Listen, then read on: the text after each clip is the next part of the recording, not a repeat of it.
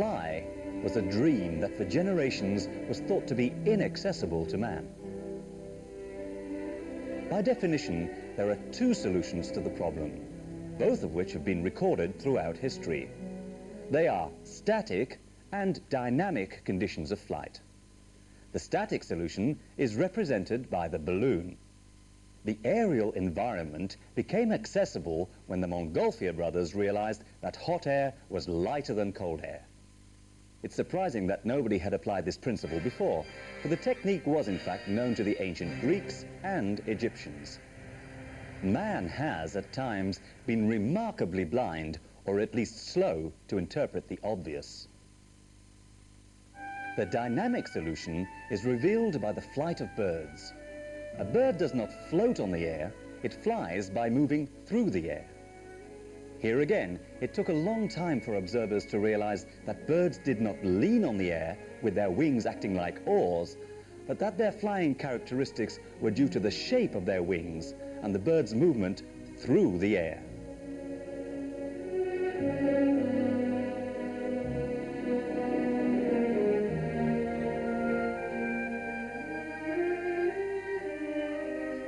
This notion of leaning on air is quite unfounded. It is true that if one tilts one's hand in a moving airstream, the hand tends to rise, and there is a sensation of resistance. It's easy to imagine that this resistance to forward motion is what makes the hand rise. However, if the hand is held vertically, the resistance is increased, but it doesn't rise. This resistance is known as drag, and is the worst enemy of flight. When I was little, I was fascinated by the canvas hoods of 2 chevaux cars. When stationary, the hood hung down between the supports, and one would imagine that when moving, the air pressure would push it down even further. Not so. A moving 2 chevaux seems to expand. And this is not due to air being forced into the car, for the phenomenon occurs even if all drafts are excluded. Therefore, there must be something about the shape of a 2 chevaux that makes this happen, pulling the hood outwards. Placed in an airstream, a plank with a flat profile generates no lift. In the same airstream, this plank, the profile of which is flat on its underside but curved on its upper surface, has no more force on the air, which still passes freely around it. Nevertheless, the plank rises. The particles of air passing over the top surface of a wing have further to travel to get to the same place than those passing over the bottom surface. They must, therefore, travel faster, but experience shows that pressure is lower in an accelerating flux. A difference in speed results in a difference in pressure. That's good fun, that. Thus, the air passing over the upper surface of the wing causes a decrease in pressure, which tends to suck it upwards from above, rather than push it upwards from below. Atmospheric pressure is about 1 kilogram per square centimeter at ground level. A pressure differential of just 50 grams per square centimeter, seemingly insignificant, results in a lifting force of 500 kilograms per square meter on a wing. An A340 has a wing surface of more than 360 square meters. The displacement of a volume in a fluid encounters resistance or drag. This is the other important factor in the equation. So, what are the elements to be considered in the problem of flight? Here is a mass or weight that we will represent by a line known as a vector, pointing downwards. The lifting force, or lift, which must be at least equal to the weight, is shown as a vector in the opposite direction.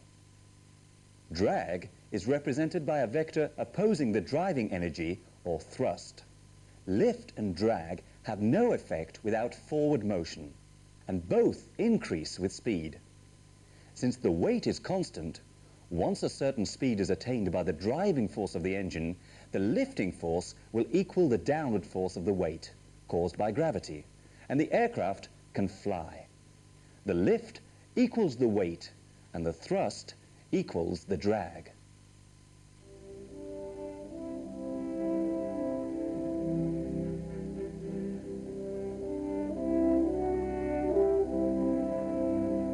If the thrust is greater than the drag, the aircraft will accelerate. The lift will increase and the aircraft will ascend.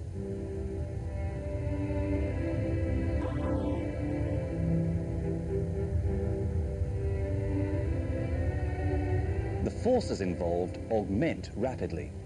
If the speed doubles, the lift increases by a factor of 4. Speed is therefore vital to the science of aviation, and is no doubt what makes it so suitable as a means of transport.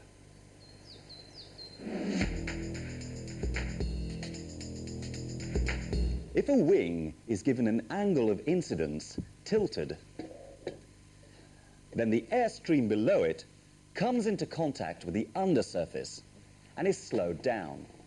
This increases the pressure, which increases the lift, while on the upper surface the pressure decreases, producing even more lift, at least 80% of the total. The same phenomenon occurs if the wing profile is curved. This is what happens when an aircraft extends its flaps or when a bird lands.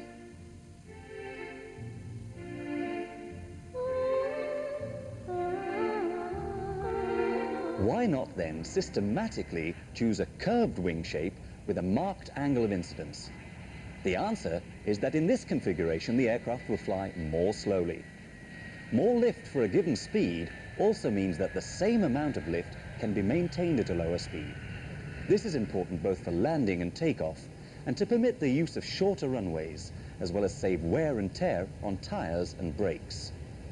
But it must be noted that a high angle of incidence, or angle of attack as it's called, and an acute curvature of the wing considerably increases the drag, which then requires more engine power to increase thrust, which burns more fuel, which means bigger tanks, which means more weight, which means more, etc., etc. So, what's the answer? Some profiles are more efficient than others. If a given profile develops no lift, no matter what its angle of incidence, a sphere, for example, then it can only fly if its driving force equals its weight. And it can only move forward if that force is greater than its weight combined with the drag induced by its movement. This would be extremely expensive in terms of thrust, fuel, and technology. Economic flight is only possible when the lift increases faster than the drag. This ratio between lift and drag is known as the fineness ratio. Gliders attain a fineness ratio of about 60. That of modern commercial aircraft has improved from 12 to 20 in the last quarter of a century. The ratio between lift and drag is the same as that between weight and thrust. The greater the fineness ratio, the less thrust or power is needed. Thrust equals weight over fineness. To maintain cruising speed, an aircraft weighing 10 tons having a fineness ratio of 20 only needs an engine developing 1,000 over 20 kilograms of thrust, i.e. 500 kilograms. The art in designing a wing resides in the ability to achieve the lowest possible drag for a given amount of lift, whilst at the same time making it strong enough and capable of storing fuel, which implies giving it a certain depth. The greater the fineness ratio, the less power is necessary. Thus smaller and lighter engines can be installed and less fuel needs to be carried. On a Paris to New York flight, if 1 ton of reserve fuel is required in case of air traffic delays, it needs 500 kilograms more fuel to carry the reserve. If a wing is inclined in order to maintain lift at low speed, for example, the drag increases and the fineness ratio decreases, and paradoxically, more thrust is required. Thus, an aircraft needs much more thrust when flying slowly, a fact that will probably surprise many motorists.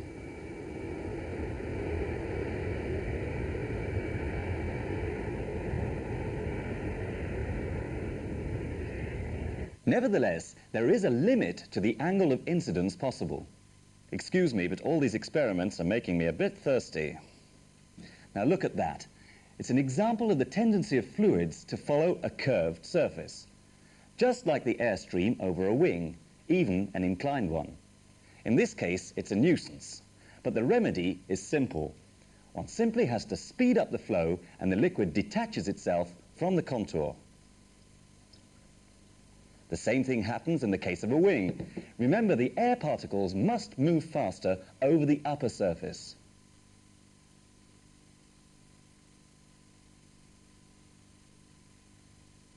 If the wing has a high angle of incidence, then eventually the accelerating airstreams become detached from the wing surface, provoking turbulence, which causes the aircraft to vibrate.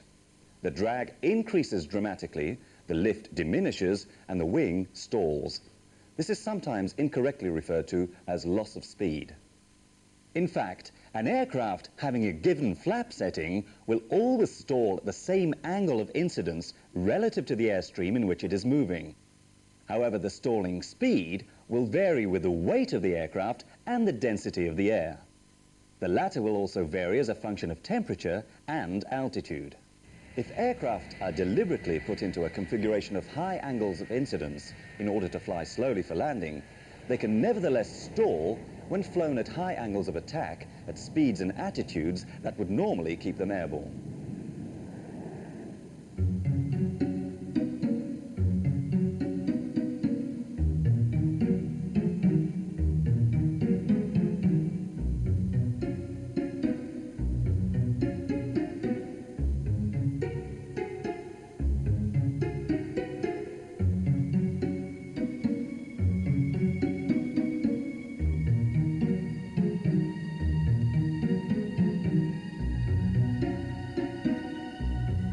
A high-powered aircraft may have a lot of attitude but little incidence due to a steep angle of climb. On the other hand, the angle of incidence may be higher than its attitude suggests if the aircraft is descending.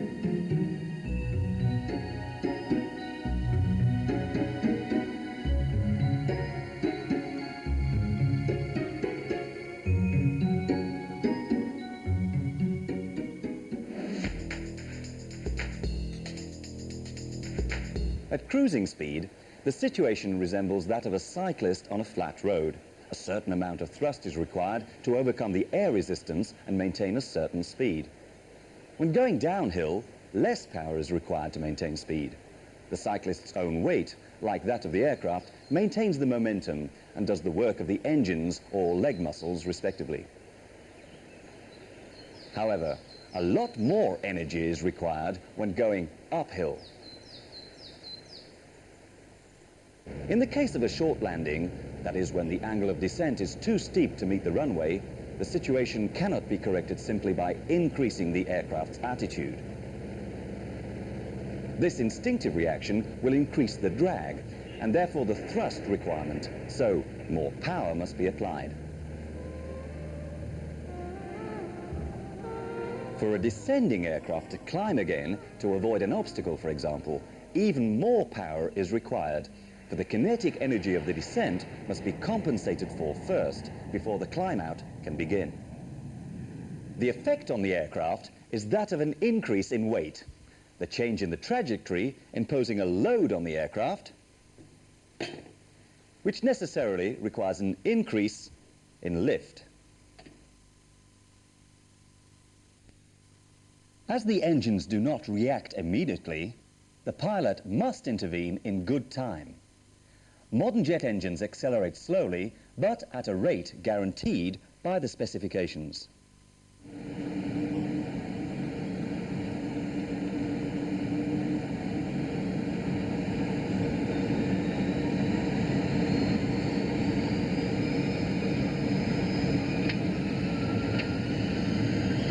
And if brakes besides thrown away.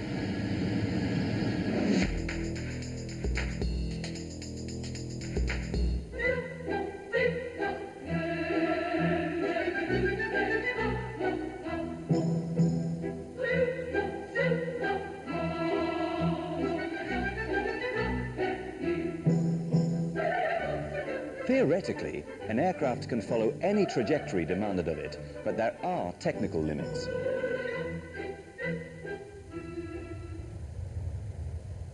If the power is greater than the drag, the aircraft will accelerate. The lift will increase to overcome the weight, and the machine will ascend. Since air density decreases with altitude, the aircraft will eventually find itself unable to rise any higher and will stabilize at its maximum altitude or ceiling.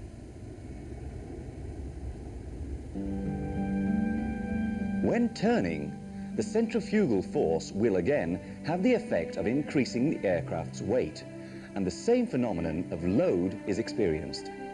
In order to keep the champagne from slopping out of the glasses, the aircraft is banked to maintain the gravitational force in an apparently downward direction.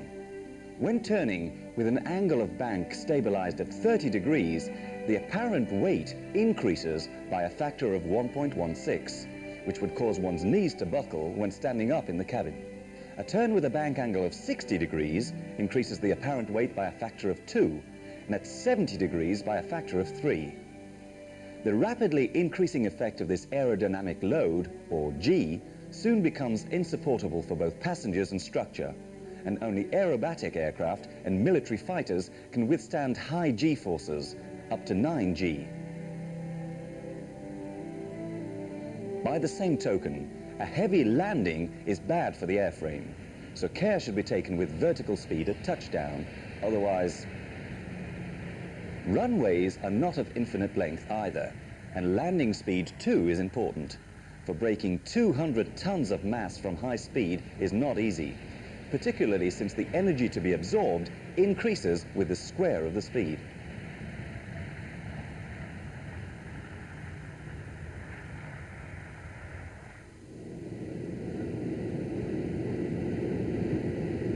Excessive speed in flight, too, can cause structural damage and even break up an aircraft. The minimum flight speed, on the other hand, depends upon the aircraft's weight and the amount of available lift, which can be increased by means of the flaps. We've already seen, however, that if the angle of incidence is too great relative to the airstream, then the aircraft will stall. So, in reality, there are limits to the angles and attitudes that an aircraft may adopt in flight. Thus, a commercial aircraft cannot fly upside down. First of all, for the sake of the passengers, but also because some equipment is not designed to work in such a position. Fuel and engine lubrication systems, for example. An aircraft can only fly within certain precise technical limits, which constitute what is known as its flight envelope. These limits are defined experimentally during test programs and are particularly concerned with safety.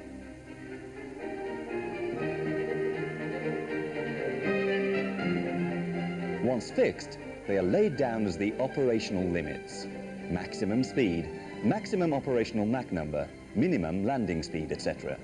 The latter, for example, is designated at 1.3 times the stalling speed. These operational limits are written down in the official operating manuals, and the pilot must comply with them.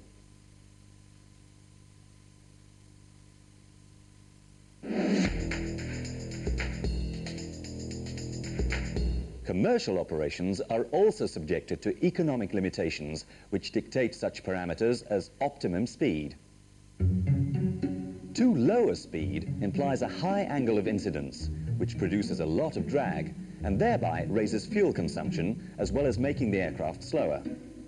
With less incidence, the flight will be faster, but the air resistance increases with the square of the speed. Again, more power is needed and more fuel burnt. The optimum speed consists of a compromise between that which gives the lowest power setting and that which gives an acceptable flight time. The parameters within which a commercial airliner operates are therefore relatively limited. Essentially, they consist of an economic cruising speed and a low speed envelope for takeoff and landing. Variations from this being circumstantial or incidental.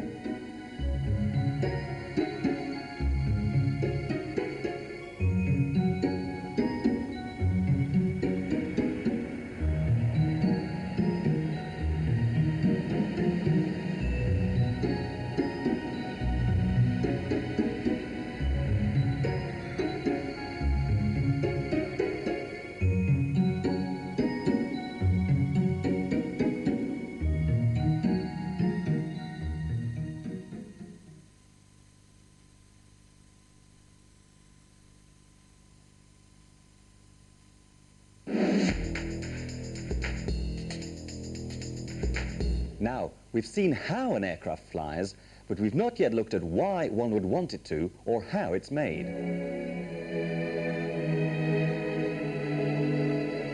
The important part of an airliner is the fuselage, where the payload is transported either in the seats or in the holds under conditions strictly limited by safety considerations.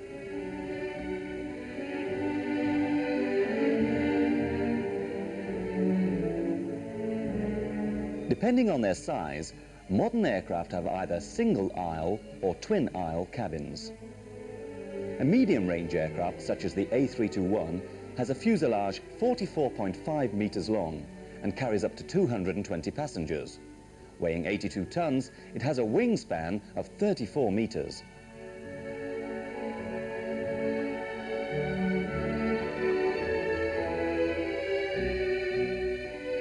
The A330, a much bigger aircraft, has a fuselage over 63 meters long that can carry more than 400 passengers and a maximum takeoff weight of more than 220 tons. To reduce air resistance, the ideal shape is rounded at the front and tapered at the back. Movement through a fluid poses more or less the same problems for everyone.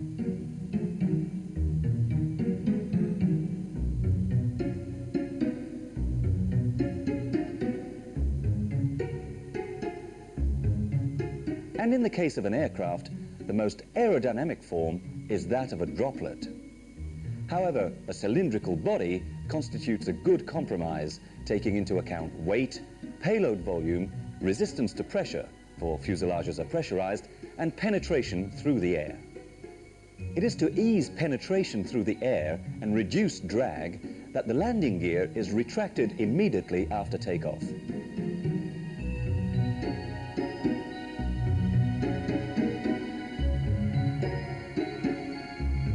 The engine pylons are streamlined for the same reason, and sometimes the engines are installed at the rear, but generally one finds that the two key elements essential to flight, the engines and the wings, are closely connected.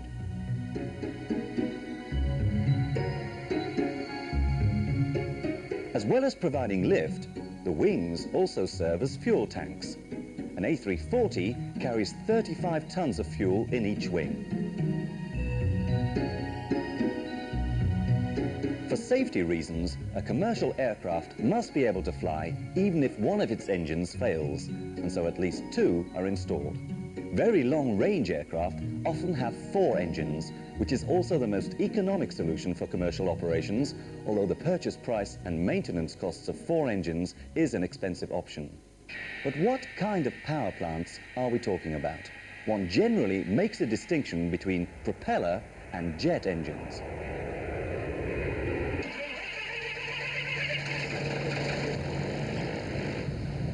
Although in fact they both act by rapidly accelerating a volume of gas and thereby provoking a reaction in the opposite direction. In the case of a balloon or a rocket, the gas is contained within the device, either compressed or as the result of a chemical reaction. Under these circumstances, the reaction can take place in a vacuum. Both propeller and jet engines require ambient air, not only for combustion purposes, but also to provide the mass of gas in order to provide thrust. The initial principle of the jet engine is that it is driven forward by its own exhaust gas. With modern technology, however, the reaction also serves to drive a large diameter fan which displaces an even greater quantity of air. In this case, the jet engine also has the effect of a propeller. A modern aircraft needs power even without the engines running in order to operate its onboard equipment, such as air conditioning, lighting, radio, test circuits and instruments. To do all this, from cooling the cabin to heating the meals, an APU, auxiliary power unit, provides the energy.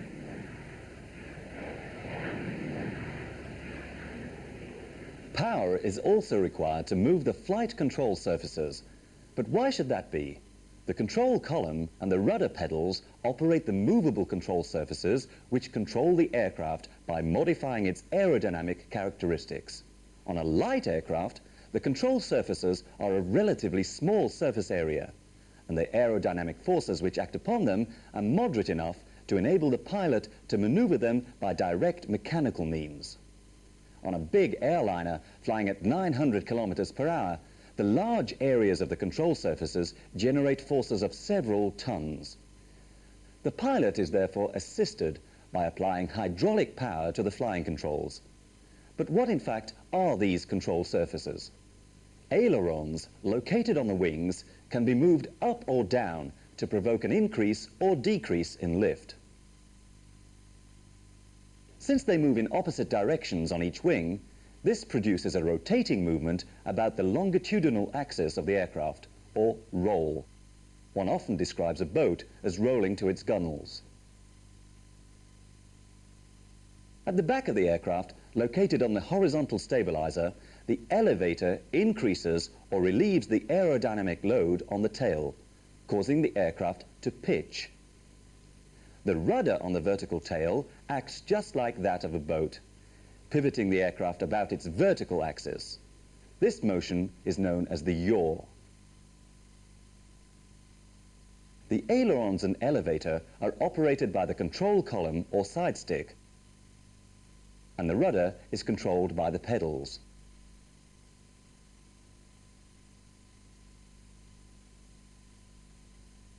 In addition to the flying controls, there are the lift augmenting devices, slats along the leading edge of the wing, and flaps along the trailing edge. The shape and profile of the wing are optimized for cruise performance, and these devices serve to increase the surface and curvature of the wing, which for takeoff and landing would be insufficient.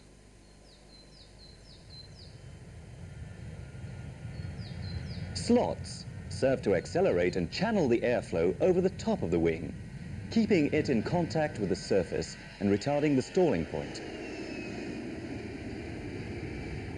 The air brakes, on the other hand, are designed to provoke turbulence, which slows down the aircraft.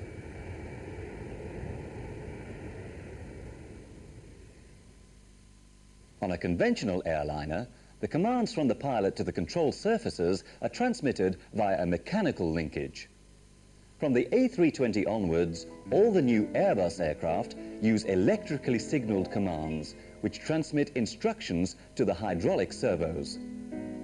Once these signals are sent electrically, it's a natural step to control them electronically. Historically, flying necessitated constant inputs and adjustments to the flight controls by the pilot in order to maintain the desired trajectory. Now, this is a task easily performed by computers, which can detect errors and variations much more quickly than the pilot and immediately correct them with great precision. With this fly-by-wire system, the pilot no longer has to estimate the reaction of his aircraft to variations in atmospheric conditions. He simply instructs the computer to follow the desired flight path. This represents a considerable increase in comfort for the passengers when the aircraft encounters turbulence. In the manual flight mode, provided one stays within the flight envelope, the fly-by-wire system allows the pilot total liberty. But fly-by-wire also enables safety parameters to be introduced into the system so that the aircraft always stays within its designated flight envelope, even if the pilot chooses to fly the plane manually rather than using the systems which automatically control some of the aircraft's behavior. If an A320 approaches the stall, the computers automatically command an increase in speed by signaling the engines to produce more power. The aircraft will accelerate where, without the computer, it would begin to vibrate before suddenly dropping its nose or rolling onto a wing and losing height. For maximum safety, the flight control computers incorporate multiple redundant systems. They each use different technology in their design and are programmed in different computer languages supplied by different contractors. The risk that any two of them would make the same error in any given circumstances is therefore infinitely small. Fly-by-wire technology is the ultimate expression of the one overriding preoccupation of aviation: safety. That being said, it is nevertheless only an aid to the pilot, who is ultimately responsible for flying the aircraft, not the computer.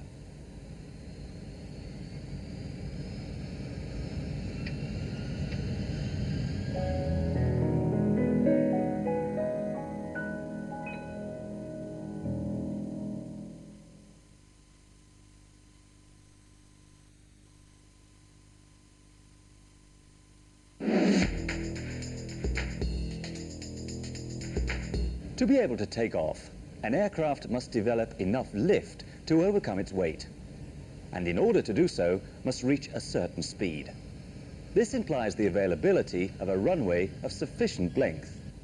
Since it's the relative airspeed that counts, it's better to take off into the wind. 2351, clear to take off 15 left, wind 1505 knots. Take off. Once takeoff clearance is given by the control tower, the engines are run up to maximum thrust. Flex SRS runway. Check. Power set.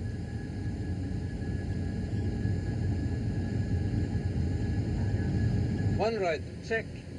The runway must be long enough and include an adequate margin of safety in case of engine failure, so that the aircraft can stop even if a failure occurs late, therefore at high speed, which would require greater stopping distance. And so that it can still take off with only one engine, which would take longer and therefore need more runway. The moment of liftoff is determined by a critical speed or decision speed known as V1. This is arrived at as a function of the aircraft's characteristics, its payload, the runway characteristics, the altitude of the airport, the weather, and the temperature. If an incident occurs or an engine fails before reaching this speed, then the takeoff is necessarily aborted. The pilot's procedures are all predetermined, officially approved, and set down in the flight manuals. He is obliged to follow them. V1.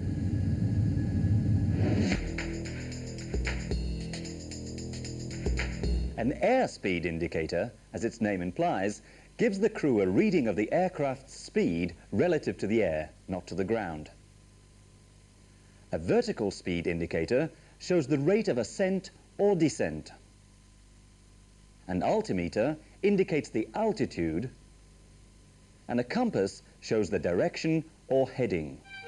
On aircraft with digital electronic instruments, all this information is displayed on a single screen, the Primary Flight Display, or PFD.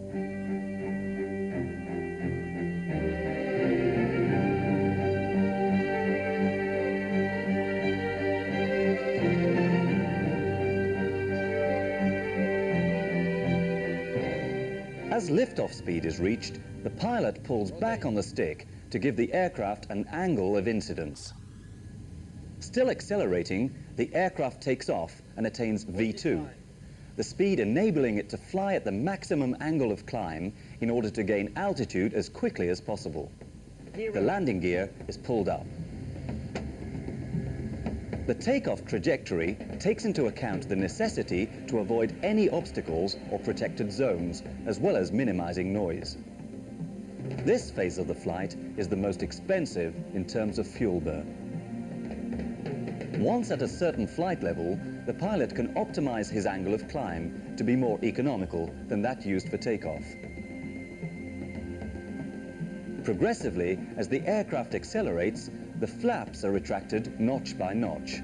They are no longer needed and only cause unwanted drag.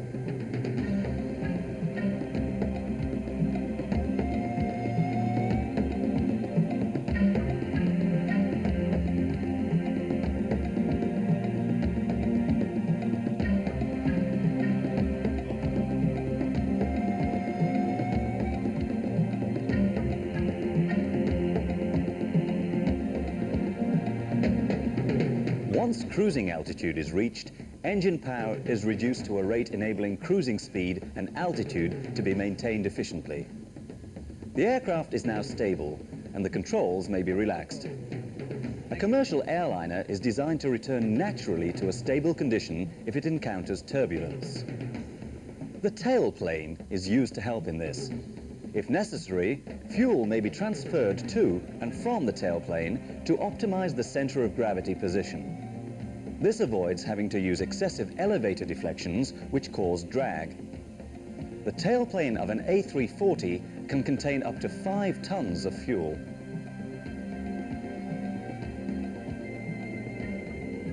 Hey! Where are we? Yes, how does a pilot know? where he is. Private pilots fly visually. At 33,000 feet above the cloud layer, however, it's a different story. There are no signposts. Nevertheless, the pilot does know where he is thanks to a combination of onboard instruments and outside conditions. The compass indicates the direction in which the nose of the aircraft is pointing, but this is not necessarily the direction in which it is traveling. Lateral winds can cause considerable drift.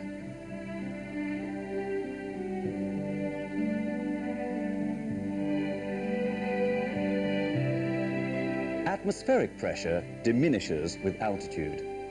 The altimeter, which indicates the altitude in hundreds of feet, is nothing more than a very accurate barometer.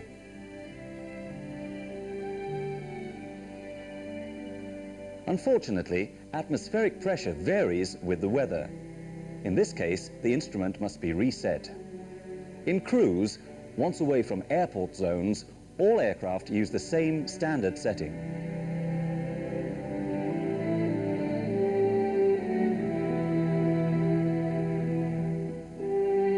When close to the ground, things are different, and the pilot needs to know his real altitude. So the instrument is set to a pressure reference given by the control tower. This indicates the altitude relative to sea level, the QNH, or the altitude relative to the runway, the QFE. A mechanical instrument measures the physical distance of the aircraft above the ground, and another one, a radio altimeter, acts as a sort of simplified radar. This is extremely accurate at low altitude and so is used for landing.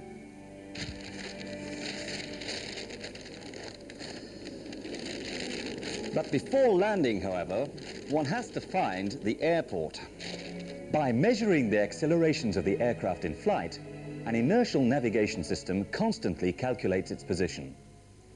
Such systems are particularly useful for transoceanic flights, where reference points are rare.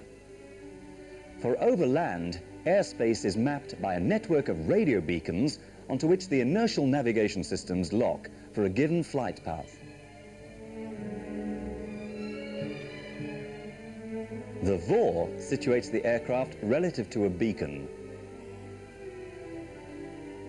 By using similar information from another beacon, an accurate triangulated position is determined.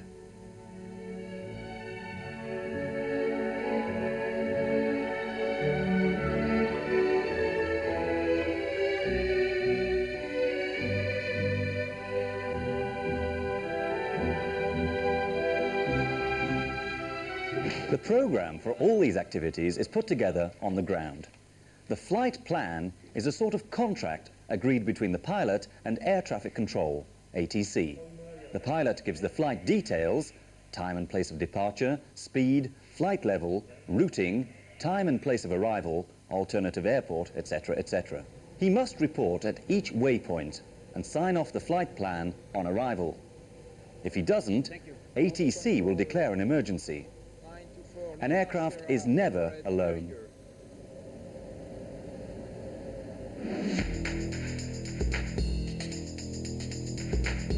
It is under observation from takeoff to landing. During the cruising phase, local ATC ensures that the correct route is being followed and that the flight level is being observed. To avoid all risk of collision, ATC maintains a minimum distance between aircraft.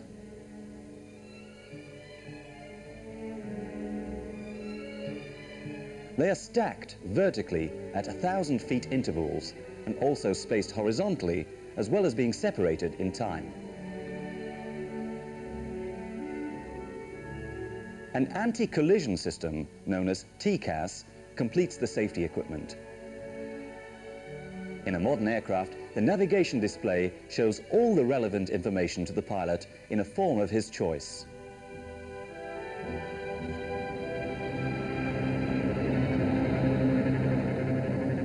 It also displays the radar screen. This is used to detect meteorological phenomena such as heavy rain and storms. Even if meteorology is taken into account during flight planning, the weather can still reserve surprises, particularly during a long flight. Storms are the most visually impressive. Subjected to the enormous vertical movements of the atmosphere, a big cumulonimbus can carry millions of tons of water vapor and hailstones above the ceiling height of commercial aircraft. Even the biggest airliners carefully avoid them. There are other meteorological phenomena which are equally dangerous, even though they are invisible to both pilot and radar. Turbulence is caused by irregular movements of air, the speed of which varies rapidly and constantly. The amount of lift varies as a consequence, causing the aircraft and its passengers to shake about.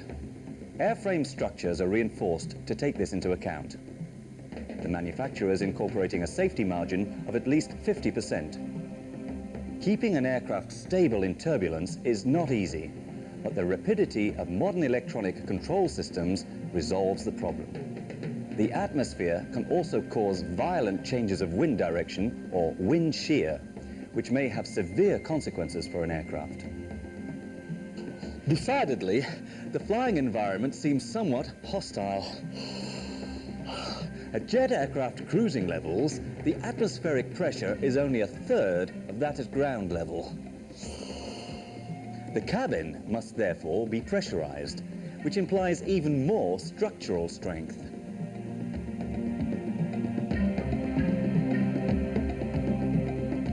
By virtue of the pressure differential between the inside and the outside air, the aircraft fuselage expands, exerting an outward force of nearly 6 tons per square meter on the sides of the cabin.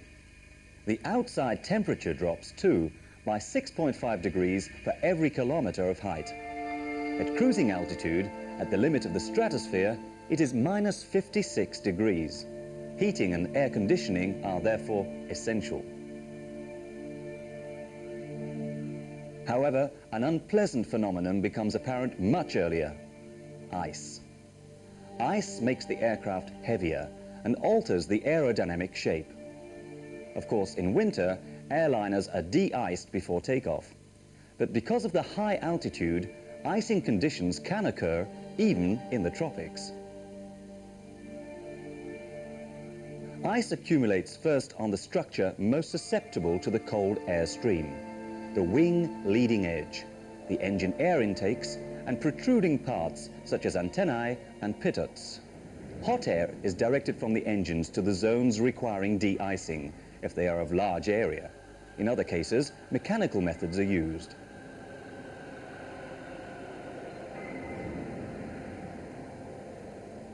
Antennae and pivots are de-iced electrically.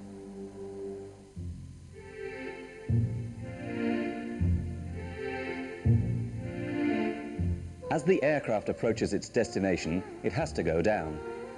Engine thrust and attitude are reduced, and the flight path becomes an angle of descent. On the ground, the flight is now followed by approach control, which manages the dozens of aircraft converging on the area.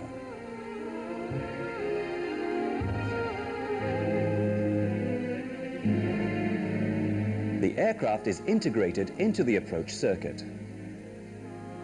If there are a lot of aircraft coming in, those on initial approach are in principle at the highest level of a waiting stack and fly circuits around a course separated by intervals of 1,000 feet until cleared from the lower levels.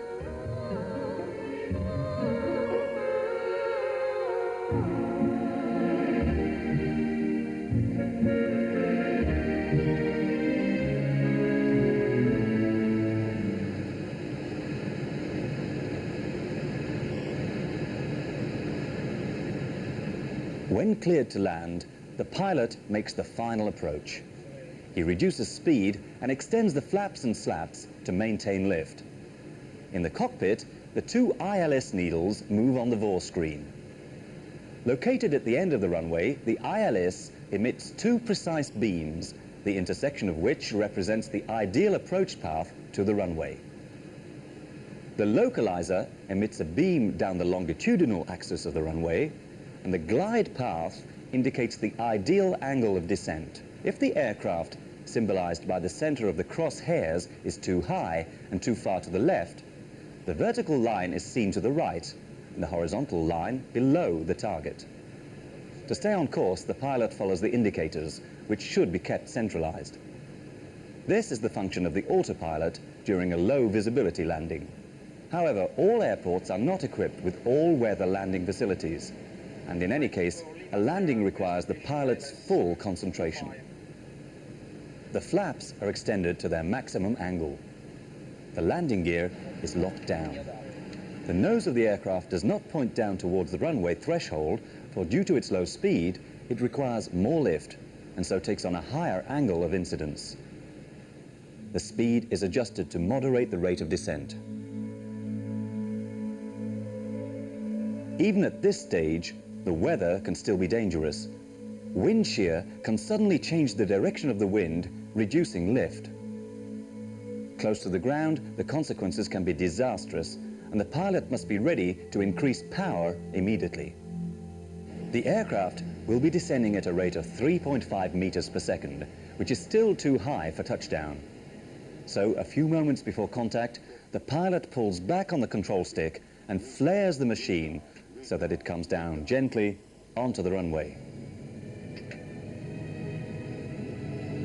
The air brakes are activated and thrust reversing devices are deployed in the jet flux of the engines in order to counter their effect and slow the aircraft dynamically. The disc brakes are used with maximum force. And when the aircraft has slowed to the speed of a normal vehicle, it can taxi to the terminal. This ends the flight, one of thousands that take place all around the world every day. Thousands of takeoffs and landings made possible by the knowledge and skill of the aircraft manufacturers, the pilots, the operators and air traffic controllers, who all contribute to making air travel the safest form of transport in the world.